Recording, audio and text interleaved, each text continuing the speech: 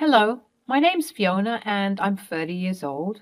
I'm a stay-at-home mom to two beautiful children, and things have been quite well for me. Well, for the most part, at least. Lately, things haven't been going too great between my husband and me, as we got into a nasty argument some months ago, and unfortunately, this is all to do with his mother. Ladies, I'm sure you'll agree with me that our mother-in-laws oftentimes have a hold over their little boys' hearts, which is expected, but sometimes it can get excessive. I can say that I ended up marrying the mama's boy, and sometimes I regret it, just because of how troublesome it can be to get through to my husband at times. The argument went like this. Fiona, come here. Yes, I'm coming. What is it? I have something to tell you. Please sit down. Is everything okay? Yes, everything's fine. I just wanted to tell you that we need to cut back on certain household costs. Oh, is everything okay at work? No, everything is fine. Don't get any wrong ideas. I've just decided to add a new expense that is important, meaning that other areas of our lives have to be readjusted to accommodate this new expense. Okay, what is the new expense? He took a deep breath. I think he knew that I wouldn't like his answer. I'm going to be sending Mom some money every month. It's not going to be a lot, but she's getting older and she needs an allowance. I was hesitant and confused. It didn't make sense to me to give allowance to a woman who was already swimming in money. Rita, my mother-in-law, had a small business that was doing very well, and considering she was a widow and all of her children moved out of her house, she didn't need any more money to add on top. I expressed my concerns regarding this issue, and my husband tried to persuade me and let me know that it was fine. How much are we talking about? Don't worry about it. Excuse me? I'm a housewife. It is my job to worry about these things. Tell me how much. I'm going to send her $4,000 per month. I almost choked. 4,000 per month? That was insane to me, as that's the average monthly expense of an individual living alone. He would be paying her for doing nothing. I tried to argue with him and say that this was not possible, and he stood his ground, arguing back with me. Let's just say that we ended up sleeping in separate beds that night. That's how nasty the argument was. It should be noted that we are a well-to-do family, but I try my best to be money savvy so that we don't end up squandering the expenses aimlessly. Paying someone $4,000 per month for no particular reason other than that's my mommy and I love her equals $48,000 per year. That type of money can be used to go towards our children's college fund, as well as setting up their bank accounts, our health insurance, or better yet, it can go to a charity or multiple charities. In other words, the money can go to people who actually need it. Although I was making these arguments, he just wasn't ready to hear them.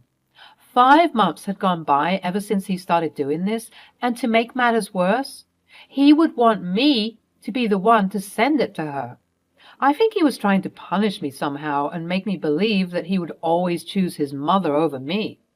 Fortunately enough for me, though, this charade of pompous arrogance would come crashing down as I eventually found something shocking. The situation all started when my mother-in-law came for a visit, 3 months after receiving this allowance. Oh, hello, Fiona. How's my favorite daughter-in-law? I'm doing well, thank you for asking. How are you? Oh, I'm feeling divine. Ever since Adam started sending me money, I've been feeling much better. Please don't tell him about this, but I was struggling for some time. The business isn't doing as well as I thought it would, but I didn't dare to ask for help.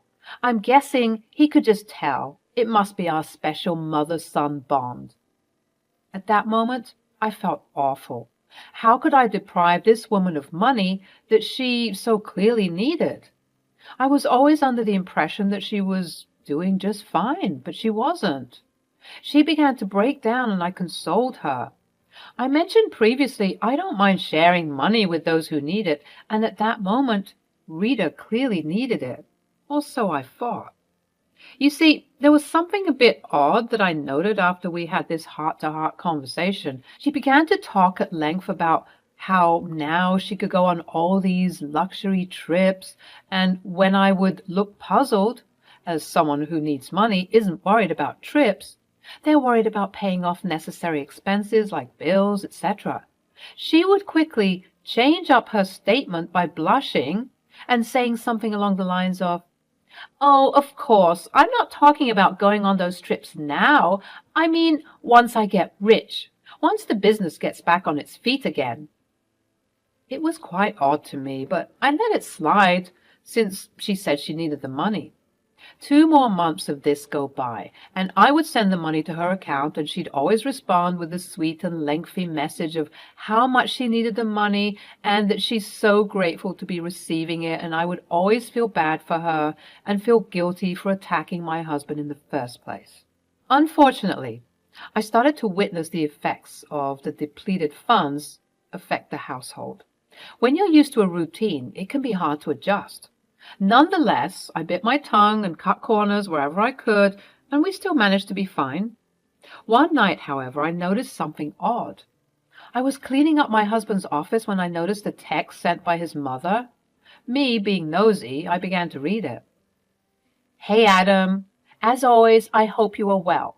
Please, if possible, could you increase the monthly allowance for me, as I would like to enjoy some additional luxuries." I was shocked. How could she ask for more money when the money she's already receiving is more than the average monthly expense of a single person living in America? As I mentioned before, she's a widow, and she lives alone.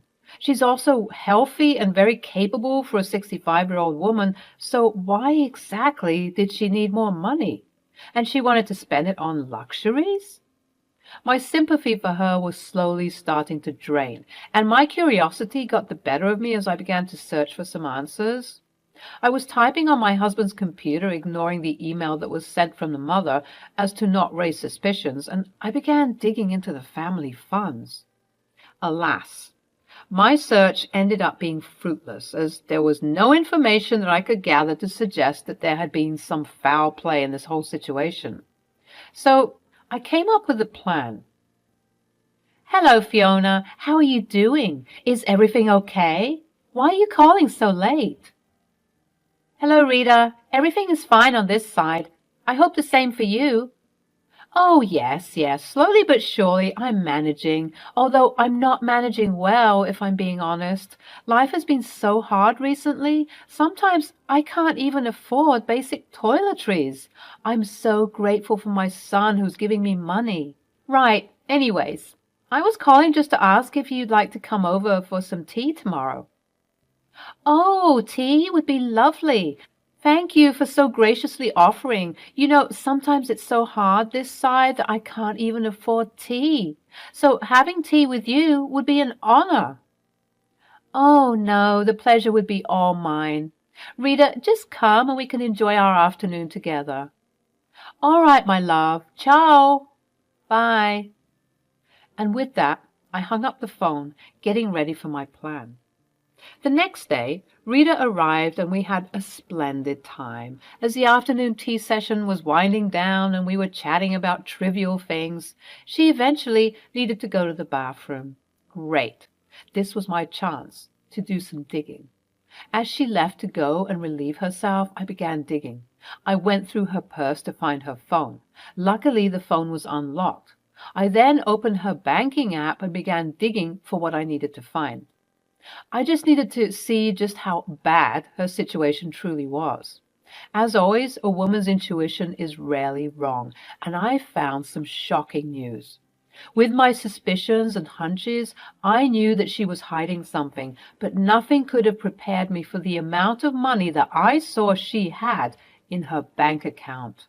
As of 6 months ago, Rita had over $1,600,000 in her bank account.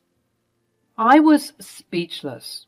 I had to exit the app and relaunch it just to make sure that it wasn't a glitch or something, and sure enough, she had all that money in her bank account. I was so confused, but to add to my confusion, on her phone was a text message. I recognized the message as it came from one of her employees from her business. The text message read, "Hello, Rita. Please find attached the financial breakdown of last month's earnings. Just to let you know, it looks like we've made a big profit for the fourth month in a row. You're a great businesswoman. I look forward to hearing your feedback." Naturally, I opened up the attached document to see even more money that was being flooded before my very eyes. It showed that there was a monthly profit of $8,400 for a small business that was truly a wonder to behold. At this rate, this small business would become a big deal. Sitting there gobsmacked for what felt like ages made me think about how this lady was siphoning money from her son for no apparent reason other than just to do it. I was livid. This money that she was taking from this household, her own grandchildren, wasn't even a necessity for her. She just did it to boost her own ego. Once I heard Rita returning from the restroom, I quickly erased all evidence of me tampering with anything and put her phone back in her purse. She strolled outside and said, "Oh, Fiona, thanks again for the lovely tea. You know, as an old lady, it's very hard to do these things, especially if you're already struggling. I've been struggling a lot lately, my child, and I'm very grateful for you and your husband helping me. Say, might I ask you for something, if it won't be too much trouble?" "Sure thing. What do you need?" "As you know, I'm just so grateful for all the help that you've given me, but I would like to ask, is it possible if I could get some more money? Perhaps maybe an increase to 6,000 a month?" Let me tell you, it took every fiber of my being to not scream at the top of my head and berate this woman for all the nonsense she was trying to put me through. I clenched my teeth and said, "Oh, Rita, I hear your pain since you are clearly struggling. It's not like you're a millionaire or anything." She froze. It was a small movement, and in any other case, I probably wouldn't have noticed her getting caught off guard like that. But because I knew what I knew, I was more attentive and I caught her. Fortunately for her, though, she quickly recovered. "Oh, no, of course I'm not. If I was, I wouldn't be asking you, darling. So what do you say, my love?"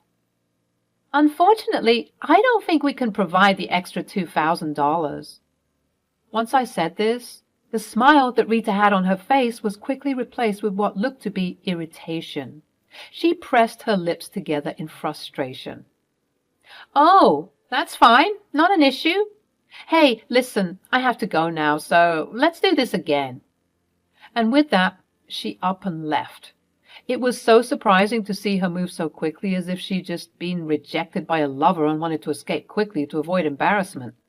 Now, I knew that she was a liar and a thief, and all the aforementioned sympathy I had for her drained.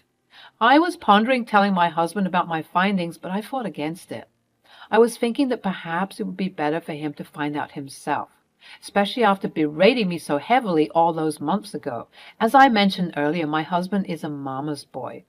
Me simply telling him my findings might have caused more drama, as someone with rose-tinted glasses oftentimes fails to see the extent of their loved one's wrongdoings. He needed to witness this for himself, for there to be actual pain. It was a calculated type of pain that I would administer to him, a necessary evil that needed to be done for him to realize his mother's true colors. I knew what I had to do. A couple of days went by, and it was finally the day for me to replenish my mother-in-law's account with her monthly allowance of $4,000. Even though this was the schedule and my husband had already given me the money to pay her, I decided not to. I wish I could have seen the look on her face when it was later on in the day and she realized that the money she was expecting never came. It must have come as an absolute shock to her.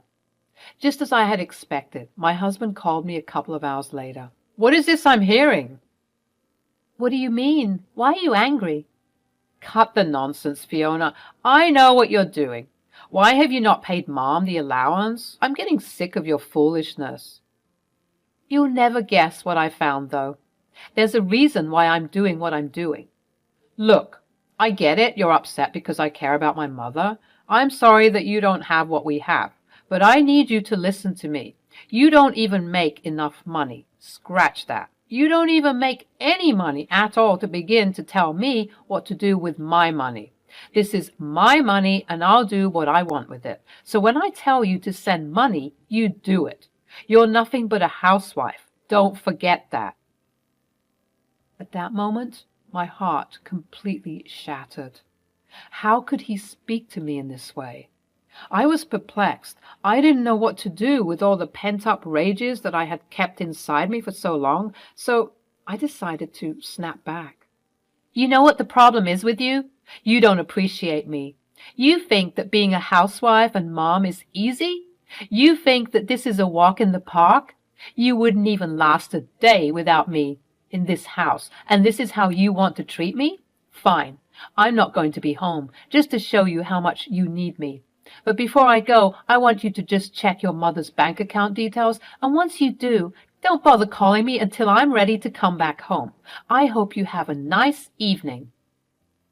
Fiona, wait, I didn't mean... I hung up the phone. I was sick of this family trying to trample all over me. People oftentimes ask God why these things happen to them. Maybe the past couple of months have been hectic for me because I needed to be reminded to take a break. I've been working so much, and all of it goes unnoticed. Let's see just how this man will cope without me, especially after he finds out that his mother is a liar and a thief. I sent him the pictures I took of his mother's bank account whilst I was sleuthing for answers, and then I proceeded to put my phone on DND. I packed several bags for both me and my 2 children, and we put up in a hotel that wasn't too far from their school, as I didn't want to disturb their school schedule. They had asked me why we were putting up in a hotel, and to satisfy their natural and innocent curiosity, I just told them that our house was being fumigated, so we needed to stay here, and that Daddy would stay in another hotel for the time being. I couldn't bear to be truthful to my sweet angels, at least not now. They don't need to suffer like this when I myself was a wreck. I needed to heal for them first. Even though my phone was on DND, I could see the incoming messages flooding my inbox. It was coming from both my mother-in-law and my husband.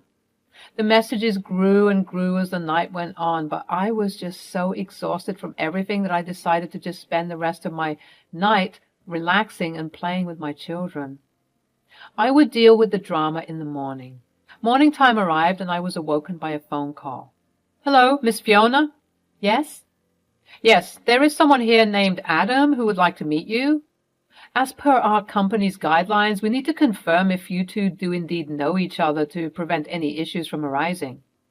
Sure, I understand. Yes, I do know this man. He's my husband. You can inform him of my room. Adam had come to my door, and I opened it. He lunged at me and began to hug me tightly, squeezing the life out of me. Oh, my goodness, I'm so sorry about everything. I saw what you sent me, and you were right not to send her anything. This man began to sob in my arms, and I began to console him. I led him into the room, and we began to speak. Babe, I'm so sorry about everything. I'm glad you came to your senses. Tell me what happened. At that moment, I was receiving a phone call from my mother-in-law. I decided to answer it. Hell, you! How dare you go through my personal information like that? I could sue you, you know. Are you sure you even need the money? How dare you try and tarnish my name in front of my baby? It doesn't matter. He loves me, and he will do anything and everything to make me happy. You think that he's going to stop sending me money? Ha! You must be out of your mind. You think he's going to listen to a simple housewife? You must be sorely mistaken. Yes, I have money. I've always had money, ever since my husband died. I just like controlling Adam sometimes so that he doesn't get a big head. He must always remember that Mommy comes first. The person who was speaking to me on the phone certainly was not my mother-in-law. It was a monster. She sounded so different and so evil. Her yelling had unfortunately woken up the children. So you don't care that you have been impinging this household with your selfishness? You don't care that Adam and I have been having arguments because of your foolishness? You don't even care that you've been stealing not only from your son, but from your grandchildren. Oh, please, you two are bound for divorce anyways. I can't wait until that happens. He will come home and stay with me for a while. And as for those kids, yeah, I guess I don't really care. Wow, Mom, that's such a cruel thing for you to say. Adam, baby, listen, I didn't mean what I just said. Did you hear all that? Every last word.